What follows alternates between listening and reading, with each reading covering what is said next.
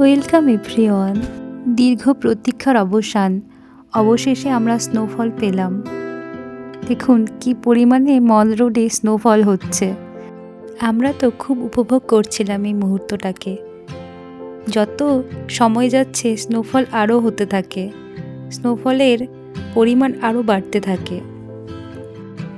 মানালির প্রথম দিন আমাদের তো জ্যামেই কেটে গিয়েছে। দ্বিতীয় দিন আমরা কাটিয়েছি হোমস্টের ছাদে। তৃতীয় দিন খাওয়া দাওয়া করে দুপুরের দিকে আমরা বেরিয়ে গিয়েছিলাম মল রোডের উদ্দেশ্যে। মল রোডে পৌঁছেই দেখি হালকা হালকা স্নোফল হচ্ছে। তারপরে সেই স্নোফলটা আরও বাড়তে শুরু করে। আমাদের তো আনন্দের ঠিকানা নেই সেই সময়। মল রোডে কিছুক্ষণ সময় কাটিয়ে আমরা এখন যাচ্ছি হিড়িম্বা দেবী টেম্পেলে। যদিও গাড়ি বুক করে যাওয়া যেত, কিন্তু গাড়ির ড্রাইভার নিজেই বলে দিল যে প্রচণ্ড জ্যাম থাকবে, সেই কারণে আমরা হেঁটেই যাচ্ছিলাম। আমার অবস্থা দেখুন, এতটা পরিমাণে খাড়ায় হাঁটতে হাঁটতে আমি পুরো ক্লান্ত হয়ে পড়েছি। কেমন লাগছে?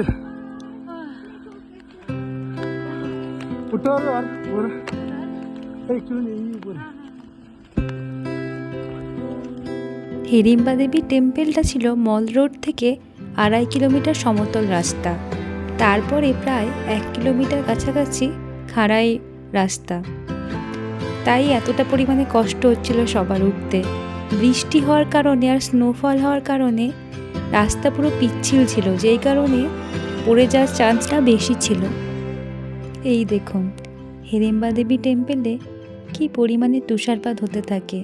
নিজেদেরকে প্রচণ্ড লাকি মনে হচ্ছিল, কারণ আমরা যখন মল রোডে যাই তখনও স্নোফল হচ্ছিল আর এখনও হচ্ছে। এই স্নোফলের পরিমাণ ধীরে ধীরে বাড়তেই থাকে। যে সমস্ত মানুষ মানালি এসেছিল স্নোফলের জন্য, তারা তো প্রচণ্ড পরিমাণে উপভোগ করছিল, আর আমরাও তো মুহূর্তটাকে উপভোগ করছিলাম। কেউ রিল বানাচ্ছে, কেউ ভিডিও বানাচ্ছে, সবাই যে যার মতন করে তার মুহূর্তগুলোকে এই সময় উপভোগ করে নিচ্ছে। কারণ স্নোফল এতটা পরিমাণে হচ্ছিল যে ধারণার বাইরে। কি সুন্দর দৃশ্য দেখুন চারপাশে, যেন মনে হয় আকাশ থেকে সাদা তুলো ঝরে পড়ছে। আমরাও সেই মুহূর্তগুলোকে ক্যামেরাবন্দি করে নিচ্ছিলাম। হিড়িম্বা দেবী টেম্পল এমনিতেই পাহাড়ের ওপরে, তার পাশে গাছপালা, এরপরে তুষারপাত হওয়ার কারণে এক মায়াবী সৌন্দর্য সৃষ্টি করছিল প্রকৃতি। এতটা পরিমাণে সুন্দর লাগছিল চারপাশটা, যা ভাষায় প্রকাশ করা যায় না। যত সময় এগিয়ে যেতে থাকে তত স্নোফল আরও বাড়তে থাকে। এটাই সেই হিড়িম্বা দেবী টেম্পল।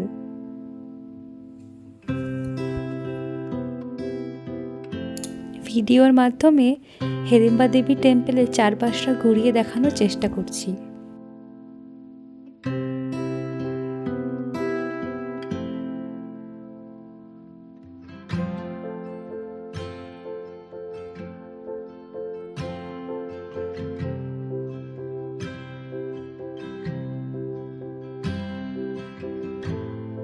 আমরাও কিছুটা রিল বানিয়ে নিচ্ছিলাম মন্দিরের সামনে। এরপর আমরা ফিরছি হোমস্টের উদ্দেশ্যে, কারণ এতটা পরিমাণে স্নোফল হচ্ছিল, সেই কারণে ভয় লাগছিল যদি আমরা ফেঁসে যাই রাস্তায়। কারণ তুষারপাত হওয়ার কারণে রাস্তা আস্তে আস্তে ভরে যাচ্ছিল বরফে। সেই কারণে আমরা সেখান থেকে বেরিয়ে পড়লাম। এছাড়াও অনেক সাইট সিন ভিজিট করা যেত, কিন্তু আমরা সেই রিস্ক আর নিলাম না, কারণ স্নোফল হওয়ার কারণে রাস্তা জ্যাম হওয়ার সম্ভাবনা প্রায় দেখাই যাচ্ছে। সেই কারণে আমরা হোমস্টের উদ্দেশ্যে রওনা দিলাম। কিন্তু আমরা খুব খুশি, কারণ আমরা যেই উদ্দেশ্যে মানালি এসেছিলাম সেটা আমাদের পূর্ণ হয়েছে। আমরা স্নোফল উপভোগ করতে পেরেছি।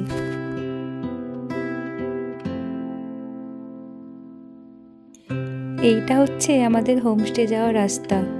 সারাদিন হাঁটাহাঁটি করার কারণে প্রচণ্ড পরিমাণে ক্লান্ত লাগছিল। ভাবছিলাম কিভাবে হোমস্টে পৌঁছাবো, কারণ হোমস্টেটাও ছিল অনেকটা উঁচুতে। যাই হোক, অনেকটা কষ্ট করার পরে আমরা ফাইনালি আমাদের হোমস্টেতে পৌঁছে গেলাম।